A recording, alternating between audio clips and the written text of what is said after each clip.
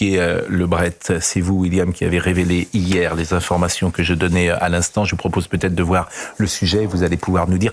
D'abord, comment cet homme a été arrêté en Suisse ? Alors, il y a eu une grosse opération de tous les services de police judiciaire de la PJ parisienne, notamment un gros travail de téléphonie et de vidéosurveillance, tout cela recoupé avec les fichiers de police. Et en fait, lui, il a éteint son téléphone juste après le meurtre. Ils ont essayé de le géolocaliser, ce qu'ils n'ont pas réussi à faire, et ils l'ont à nouveau localisé quand il a rallumé son téléphone, mais il était déjà côté suisse. Et puis les conditions dans lesquelles Philippine a été retrouvée sont horribles, parce que vendredi, donc, elle est à Dauphine, c'est une université qui longe le bois de Boulogne, elle n'arrive pas chez elle, donc ses parents déclenchent l'alerte, et je crois que c'est sa sœur qui va à la police, et la police, évidemment, Philippine, elle est majeure, la disparition à quelques heures, donc la police ne fait rien. Oui, ne fait rien parce qu'elle dit on va attendre. Donc c'est la famille avec des amis qui va dans le bois de Boulogne samedi et qui retrouve le corps. Ouais. Oui, absolument. Et les premiers, on va dire que le scénario commence à se dessiner au niveau de la brigade criminelle de la PJ de Paris, scénario dans lequel en fait Philippine aurait été donc tué au niveau du bois de Boulogne, et ce suspect qui a été interpellé en Suisse serait revenu le lendemain pour l'enterrer. On sait qu'il a utilisé la carte bancaire de la victime sur la commune de Montreuil après le meurtre, et c'est d'ailleurs un des éléments qui a permis à sa localisation, en tout cas de remonter sa trace jusqu'en Suisse. Je vous propose de voir le sujet d'Augustin Donadieu. Le suspect a finalement été identifié et interpellé dans le canton de Genève. 3 jours après la découverte du corps de Philippine dans le bois de Boulogne à Paris, le profil de l'individu se précise. Né en 2002 au Maroc, l'homme était en situation irrégulière et était sous le coup d'une obligation de quitter le territoire français depuis le 18 juin 2024. Le principal suspect n'était pas inconnu des services de police et de la justice. En 2019 déjà, il avait été placé en détention provisoire, puis condamné après avoir violé une fille dans les bois de Taverny. 5 ans plus tard, le 20 juin 2024, il fut libéré, puis immédiatement placé en centre de rétention administrative. Lieu qu'il quittera le 3 septembre dernier après qu'un juge l'ait remis en liberté avec une assignation à résidence à Auxerre et une obligation de pointage qu'il ne respectera jamais. Jeudi dernier, le 19 septembre, la veille du meurtre de Philippine, l'homme avait été inscrit au fichier des personnes recherchées. Il était entré en France en 2019 avec un visa touristique sans jamais demander de titre de séjour. Je vous propose d'écouter William Maury, qui est le délégué national nuit pour Alliance. Un profil récurrent, et c'est ce qui fait peur. Il aurait effectué même pas la moitié de sa peine, c'est-à-dire qu'il a été condamné par la Cour d'assises des mineurs à 7 ans de prison. Il n'en a pas exécuté la moitié. Si cet individu avait effectué l'ensemble de la peine pour laquelle il a été condamné par une cour d'assises en matière criminelle, la jeune Philippine, aujourd'hui, elle sera en vie. On ne se poserait même pas la question. Mais pour revenir ce matin sur les propos du garde des Sceaux, quand on dit « vous inquiétez pas, la justice, il n'y a pas de laxisme », alors il n'y a peut-être pas de laxisme, mais il y a un manque d'autorité. Un manque d'autorité qui est sévère. Aujourd'hui, on a encore une gamine qui s'est fait étrangler ou asphyxier dans un bois, à moitié enterré, et c'est comme ça que ses proches l'ont retrouvé. On essaye de comprendre, bien évidemment, et on va être avec Jérémy Calfon, qui est avocat pénaliste. Et moi, je voudrais comprendre qui décide en juin 2024 de libérer cet homme. Qui décide? Est-ce qu'il y a quelqu'un qui a pris cette décision? Est-ce que cette personne est responsable? Et est-ce qu'elle peut prendre la parole? Est-ce qu'on a eu le droit à une explication? Ou est-ce que c'est l'administration française et on ne saura jamais rien? Pascal Praud, personne, en fait, puisque cet homme est manifestement, je dis bien manifestement, allé au bout de sa peine. Il a été condamné à une peine de 7 ans de réclusion, il en a fait 5. Donc en réalité, sous l'empire des lois qui existaient au moment où il a été incarcéré, il est allé au bout de sa peine. Je m'explique. À l'époque, lorsque vous êtes condamné à une peine d'emprisonnement, vous avez des remises de peine automatiques. 3 mois la première année, 2 mois les années suivantes. Ces remises de peine, vous les avez dès que vous entrez en détention. Ça veut dire que lorsqu'il entre en détention, il n'a pas 7 ans à faire, il a 7 ans moins 15 mois. Donc 5 ans et 9 mois. Ensuite, chaque année, il va gagner quelques mois de remise de peine, 1 mois par-ci, 2 mois par-là, c'est pas le maximum. Ça montre que c'est pas un détenu modèle, mais que c'est un détenu normal. Donc, in fine, au lieu de faire 7 ans, il fait 5 ans. Et pour cause, aucun juge de l'application des peines n'aurait accordé une libération conditionnelle à une personne sous OQTF, parce que pour avoir une libération conditionnelle, il faut avoir un projet et donc il faut être en situation administrative régulière. Donc, en réalité, cet homme est allé au bout de sa peine. Donc, au moment où il sort de détention, c'est pas une décision d'un juge, c'est tout simplement la date butoir à laquelle il devait sortir. C'est une fin de peine. Eh bien, merci. C'est pour ça que je vous avais demandé d'intervenir, parce qu'on essaye évidemment de comprendre. Gauthier Lebret ? Pour le CRA, il y a eu la décision d'un juge. C'est-à-dire qu'après, il était en centre de rétention administratif. On aurait pu le garder 15 jours de plus, puisque c'est 90 jours maximum. Et il a été libéré du CRA, le 3. Le laissez-passer consulaire marocain arrive le 6. Donc, si ce juge avait décidé d'accorder la prolongation en CRA de 15 jours, cet homme, à l'heure où on se parle, il est au Maroc. Il n'est pas en France et il n'a pas tué Philippine. Ouais. C'est ça qui, effectivement... Ouais, en fait, sur cette 4e demande de prolongation, en fait, c'est l'administration, hein, c'est le préfet qui demande au juge pour la 4e fois de prolonger à nouveau de 15 jours. Voilà. Bon. Dans les textes, il est dit que le JLD... le JLD, c'est... Pardon, le juge des libertés et de la détention, qu'il peut le laisser, en fait, en centre de rétention... Pardon, qu'il peut, oui, le laisser... en centre de rétention administrative pour 2 raisons, en cas d'urgence absolue et de menace à l'ordre public, ce qu'il a considéré comme étant... William Molinier d'Europe 1. Donc la pathologie Sabrina Medjaber. D'un viol, ça ne rentre pas dans le cas de... C'est en tout cas ce que le JLD...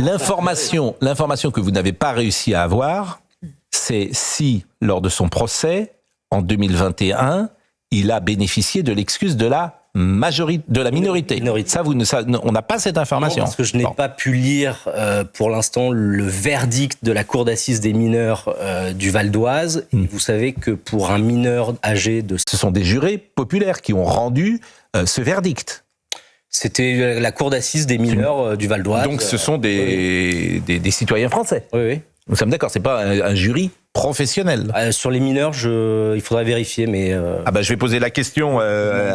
J'ai posé la question à Monsieur Calfon, qui fait office un peu de nous préciser des choses qu'on ne sait pas forcément.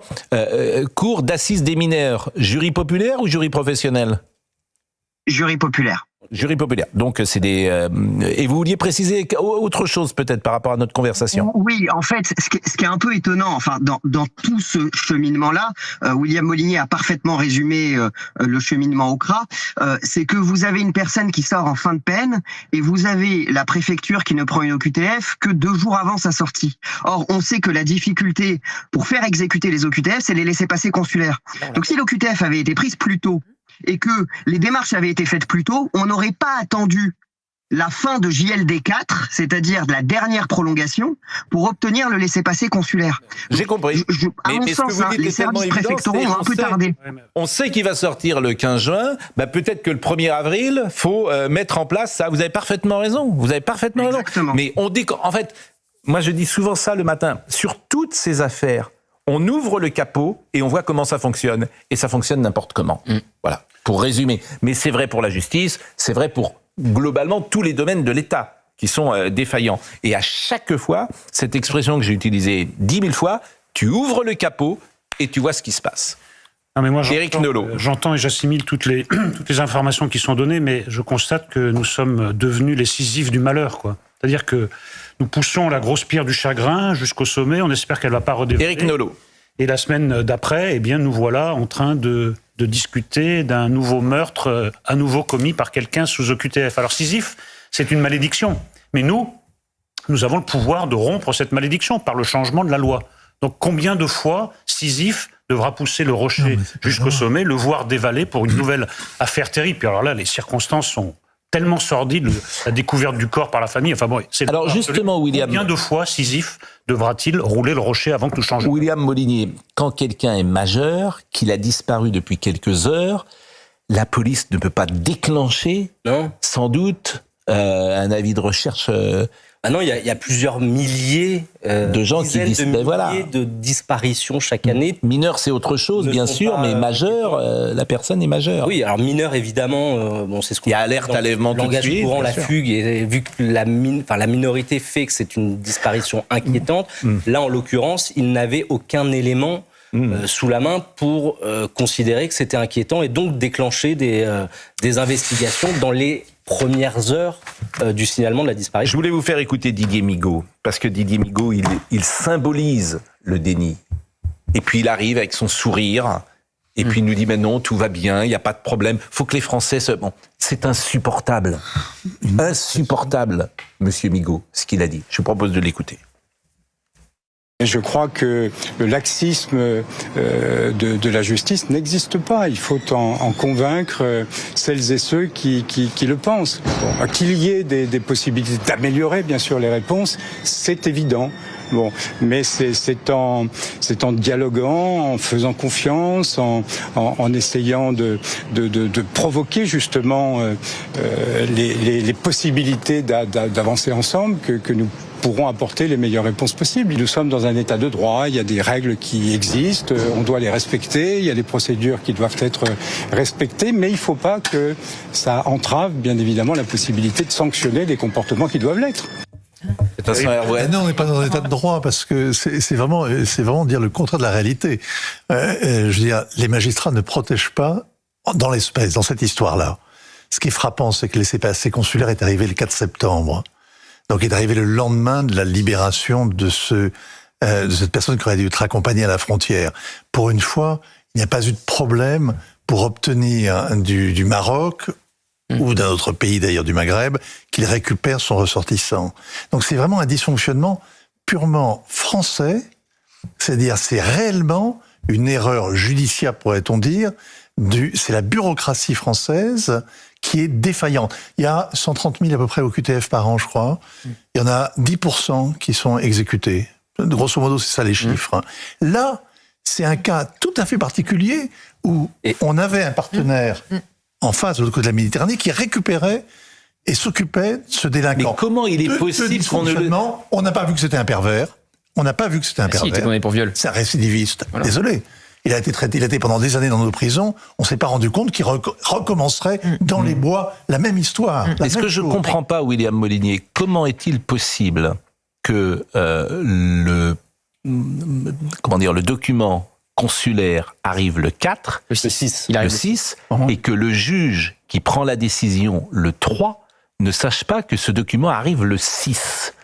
C'est une question toute simple que je pose. C'est-à-dire qu'il ne prend pas... Parce que on apprend qu'il a donc 90 jours pour le... C'est ce que vous disiez. Jours en CRA. Et il est resté combien de jours? Il est resté 15 jours. 10, moins 15. Ouais, moins 15. Il restait 15 jours possible. Bon, mais alors, ça, comment est-ce possible? Est-ce que la personne qui a pris la décision est responsable?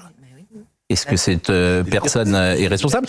Alors, je ne sais pas, Monsieur Calfon, qui est resté avec nous, comment est-il possible que ce juge ne sache pas que le document consulaire arrive ou arrivera dans les 48 heures ou dans les 72 heures?